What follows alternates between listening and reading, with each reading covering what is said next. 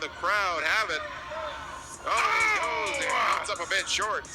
Totally biffed it and paid the price for it. Oh, Big Bones now taking advantage of the missed opportunity from Cincello. Goes for the clothesline, comes up short. Cincello ducks underneath. Oh, big drop kick. Mr. Bones, and now he's got him up top. Is he gonna take him to the boneyard? No man's land. Oh! Death Valley driver in the cover. 2, 3, and that's it.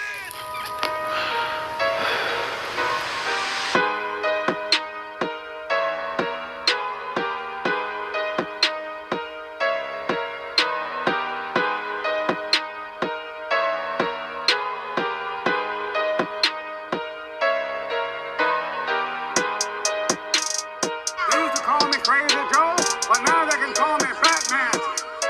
What up? Welcome back to the Necro Zoo. I am Bones.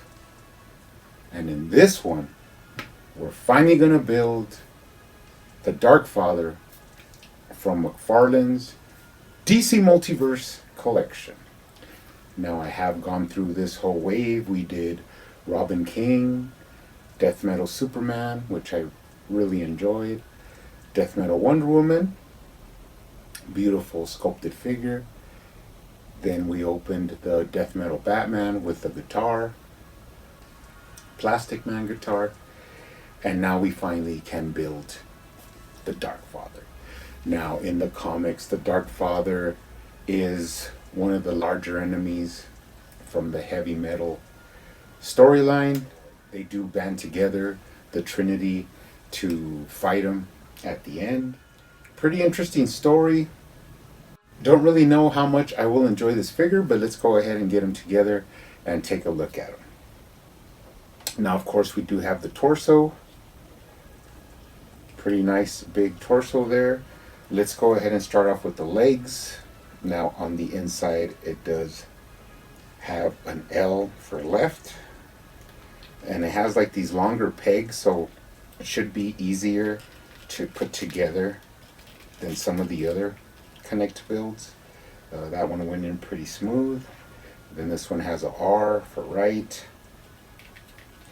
Just push in there. Once the legs are in there, let's go ahead and move on to the arms. Let's take the left arm, put the peg straight and pop it in. There you go. Now let's take the right arm, line up the peg, pop it in there. Pretty simple figure to assemble, not like some of the other ones. So that's nice. Now let's go ahead and put on the cape. It does have like a peg in the back and then a peg right at the top of the chest to get that in there. Pretty sweet. And now let's do the head. Pretty much just pop that head right there onto the peg. Let's take a look at him. Really nice looking figure. Let's go ahead and start off with the head. Pretty cool, grim combination of Darkseid and Batman. A lot of cool texturing and lines in there. Really beautiful sculpt work. Now he can look down pretty good, and he can look up as well. And of course he can tilt his head to give him some character. Pretty nice head on there. Really like that. Moving down, you have that big bat emblem on the chest. Really nicely sculpted. You got some bands here on the shoulders. This is like kind of like his top, and I guess he has sleeveless, and then you get into the arms that start having like that Darkseid texture. Ab crunch, he can go forward a little and back a lot, but he does have that McFarlane waist articulation where you could rock him, tilt him, put him in a lot of cool positions, and then even twist him. Pretty sweet. Going down to the belt, this is a really nice belt. This kind of reminds me of that old DC superheroes Batman, the one that had that awesome tactical utility belt. Kind of the same color as well, so really cool with the pouches. The only thing is that it does have kind of a dark wash, but there's not really any separation besides that. But oh well. Move down to his trunks. You got like a plate here, and then let's look at his legs now. Let's check the thigh swivel on this guy. Really awesome. Besides the fact that it's really smooth, it also like turns almost completely from one side to the other, which is nice. And when you do that, you could swivel the thigh and then pop out the legs, showing off those double jointed knees. Go down to the ankle. He has that ball joint, up and down motion. He does have rocker, and then he does have toe articulation. Now, one thing to be said is that this whole thing has a lot of fine texture work. Moving down the legs, you could feel like it has a little bit of texture on there. And then moving down to the boots, you have some cool stylized lines on there, which typically comes from Darkseid. He always has cool what do you call it, like apocalypse hydroglyphs and stuff like that. So pretty cool. Now moving up to the arms, he does have butterfly shoulder joints, bicep cut, but it's kind of like a bicep piece. And what's kind of cool is that if you don't bend it, you can see how the sculpt really like slides into each other. It's just like a one piece of plastic, even though it is like cut. But once you bend it, you kind of lose the sculpt a little bit, but that's fine.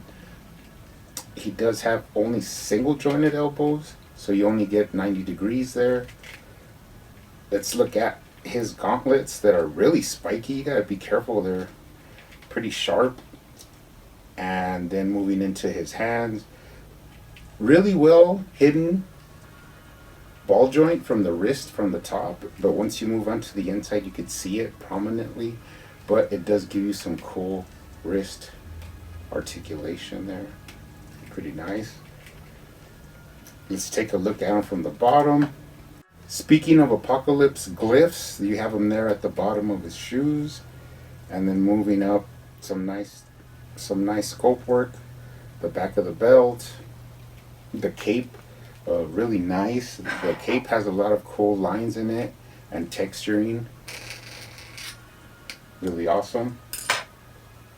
And then of course you could see his thick neck, and then it has like a little stylized lines that if you put them together, you could see where the triangle fits perfectly with the head. But of course you want to move them around so it breaks up the sculpt. But really nice. All in all, you know what? I'm really liking this figure. In fact, I had originally decided that I was only going to buy two sets of this wave, which would mean one wave to open up and build the Darkfather, and then one wave to keep in box for my collection. But I'm not sure. I'm tempted kind of to wait a little bit later on when the price goes down, and I'll end up buying them and having two Darkfathers. That way I could customize one.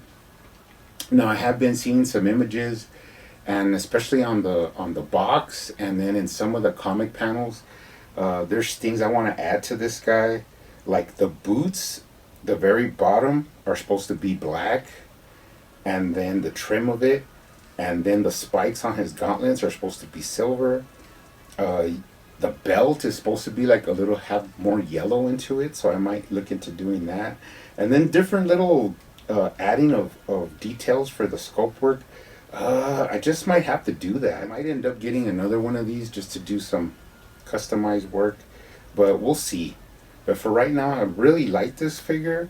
It kind of feels like one of the smaller characters, but just in a bigger size. Like the articulation and the smoothness of the knees. This feels like a really smooth collector build. Not so bulky, not so hard to manipulate. Really feels like a smaller character, but just in a supersized, form. I do have a couple of things that I found that might fit him. Like I have this mother box from Mattel, and it fits really well into his hand. So if you want to, you could like have him holding this mother box and playing around with it, just to give him something to hold. This might end up becoming his, where when I display him after I repaint him, this is gonna be his little accessory. It's pretty cool. And then also I have an extra one of these parademon guns, and in one of the panels of the comic they actually do show him use a gun that of course is like an apocalypse. It has the glyphs on it and everything. It is like gray and blue, but this one's yellow. But I might end up painting this, and then you could fit it into his hand. It kind of fits actually really well, and he could have this as another little accessory, so I might end up doing that. But really happy with this guy. Glad to finally get through this wave. Now we're gonna move on to probably the Justice League Snyder cut figures that I really want to get into. But before we go, let's go ahead and take a look at this guy standing next to some other figures. Let's put him next to my custom unhelmeted Hellbat. Pretty cool figure there. Let's put him next to the Devastator from the 2-pack of Superman and Devastator. This guy's pretty tall. He's bigger than the Devastator, so that's awesome. Let's put him next to my customized Bane with the Scarecrow. Bane's just a beast. I mean, he's huge, so you're not going to find too many figures bigger than him, but we've yet to see, what McFarlane's going to come out with. And then just for fun, let's throw in my custom Christopher Reeve Superman that I'm working on still. I have painted the head. I just have not done any work on the cape. Still thinking of getting a soft goods cape, but I don't know. This cape looks pretty good as well, but I'm pretty sure he's going to need a soft goods cape. So, but for right now, for painting the head, he's looking pretty good. But anyways, guys, really like this figure. Like I said, I am going to be thinking of getting another one. So we'll see how that goes. But you guys, stay hunting out there. Keep collecting, keep customizing. And I will see you on the next one.